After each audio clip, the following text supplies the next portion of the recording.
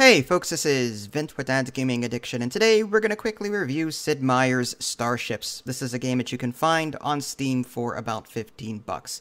This game is fairly old, having been released in 2015, though I hesitate to use the word old. I grew up in the 80s, so Atari 2600, Texas Instrument, DOS text adventures, now that's old. So 2015, I guess in retrospect, isn't that old, but enough of that gibberish.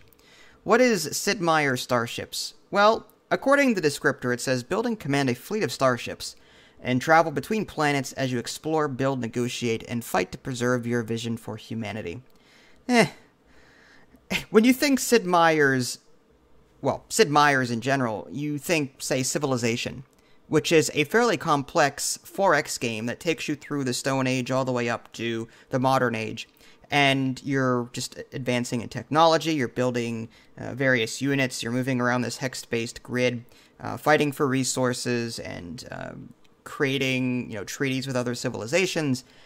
I feel like Sid Meier's Starships was more of an afterthought and a half, attempt. I'm trying to find a word that isn't, that doesn't rhyme with bass.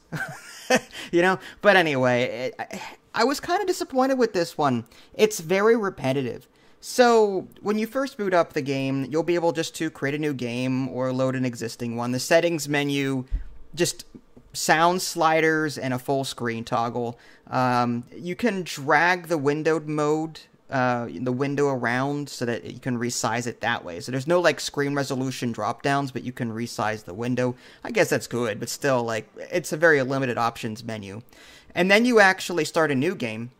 You've got 3 different affinities, which are like races, I guess. There's supremacy, harmony, and purity. And what sucks is that they are all...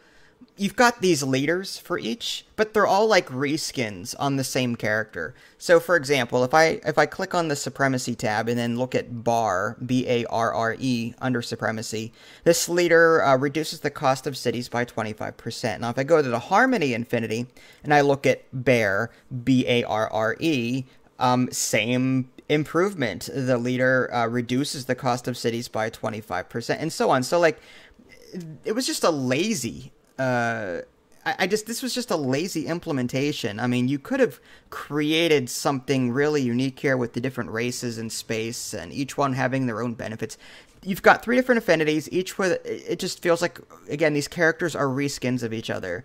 You can choose the map size, small, medium, large, or epic, the number of opponents, easy, medium, hard, or impossible difficulty, and then you can choose the different victories, like all, domination, population, wonder, science, and so on.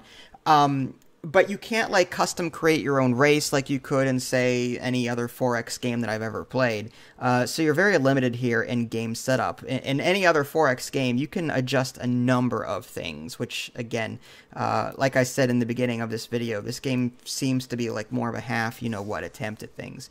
So once you actually get into the game, you've got some resources to manage. You've got energy, metals, science, food, and credits. Energy is used to build, upgrade, and repair ships. Metals are used to build planetary improvements and wonders. Science is used to research new technologies. Food is used to build cities and increase population. And credits are used to purchase any resource of your choice. So it's like a wild resource of sorts. So you're presented with this grid, this a hex-based grid.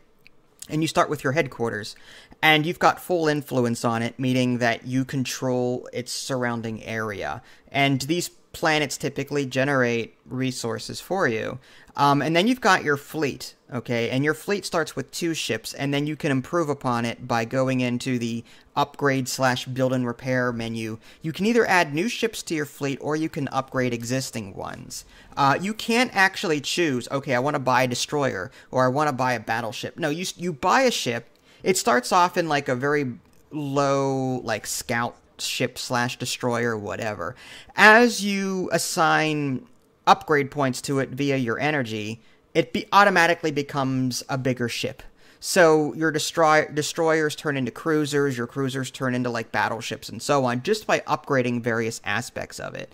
So you can upgrade engines, you can upgrade shields, armor, lasers, plasma cannons, torpedoes, sensors, stealth, and fighters. So, all of that is all well and good, but you can't actually pick and choose what ship you want to buy. You just add a new ship, then you upgrade it. So it's like, I feel like it's an idle clicker that way, and that you're just upgrading stuff with numbers to get better numbers. You know what I mean? That's what I feel like this boils down to there. The tech tree, there is no tech tree. It's just you're presented with 9 technologies and you spend your science into the ones that you want. The more you upgrade an existing tech, the more expensive it becomes. There's like ion drive, which is increases speed generated by engine modules, or field theory, increases damage absorbed by shields. And again, the more you upgrade the same technology, the more expensive in science it becomes. So there's 9 of those, no tech tree. It's just pick one to upgrade and that's it. You, again, upgrade multiple if you want. The market just allows you to buy and sell various resources, again, using your credits as you see fit. There is a diplomacy section, very limited there. The primary crux of the game is moving your fleet around the hex-based grid from planet to planet. And you don't actually, like, travel to empty spaces. You're just... You go from planet to planet, assuming that there's a waypoint from and to. When you arrive at a planet, typically you have to do a mission. And this brings you into this... randomized encounter, and typically these encounters are anywhere from 5 to 15 minutes long. One might be destroy the 2 enemy ships with the fleet that you've got. Okay. Another one might be find the wormhole within 6 turns. Another one might be navigate the maze of asteroids and get to the exit point before the enemy ships destroy you. Or an enemy cargo ship is trying to make its way to a station, destroy it before it can reach it. You get the idea. Just like little randomized mini missions to do. And this turns into a battler of sorts, like a turn-based strategy battler, where, each ship has movement points, it can attack, you can fire torpedoes, which advance from turn to turn, and you can decide whether or not you want to detonate them on your turn. You can launch fighters. There is a little bit of strategy in that, attacking a ship from the front has reduced damage, so flanking it typically gives you more damage. But primarily, the strategy in this game is very, very light. Just hide behind an asteroid or whatever so that they can't shoot at you. Then when they do approach you, just swing around and kill them, So, again, this is a very light game in terms of strategy. Not at all worthy of a complicated 4X strategy game. Once you complete that mission, you gain influence for that planet. If you gain full influence on a planet, it becomes yours for the sake of argument, and your empire expands with your color, okay, for that planet. And you can also upgrade planets in a number of ways. You can build cities on that planet, you can build improvements on that planet to allow it to generate other resources, like a biofuel. By spending metal, you can buy a biofuel plant for a planet, and increases energy production from 600 to 800 and so on. You can buy a warp nexus, which allows you to instantly travel without gaining fatigue for your ships. So your fleet on your turn has, like, movement points, like I said, and it's represented by a fatigue meter on the bottom left. So going from planet to planet, doing these missions, that all causes crew fatigue, and then your turn is over when you're out of fatigue, and you have to end your turn there. And that's what you're doing. You're going from planet to planet, doing these repeatedly annoying and I already said repetitive, but you get the idea. Side missions that, again, don't take very long to do, but they do break up gameplay. But still, it's very annoying. I wish there was a way to automate that, but anyway. And once you, again, complete these missions, you improve the planet's influence, you spend resources to upgrade planets in your control, and, again, you're trying to work toward various victory conditions. Okay, and that's it. I hesitate to call this a 4X game, because it's not. It's a much lighter version of it. It's more casual.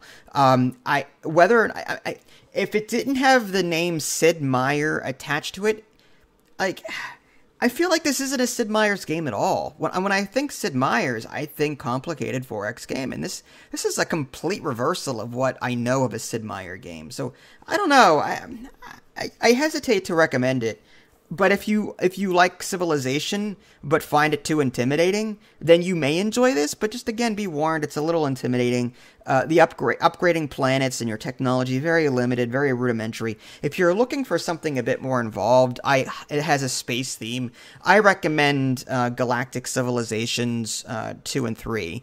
Those are fantastic games. You can do a lot with those. And I'm sure there's a lot of other 4X games out there that are space themed that I just can't remember right now. Stellaris is another pretty complicated one.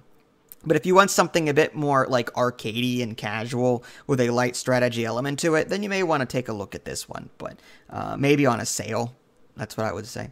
If you guys haven't already, subscribe to me on Twitch and YouTube. That way you can stay up to date with any new content I have to publish. This is Vince. Thanks for watching, and I'll catch you next time.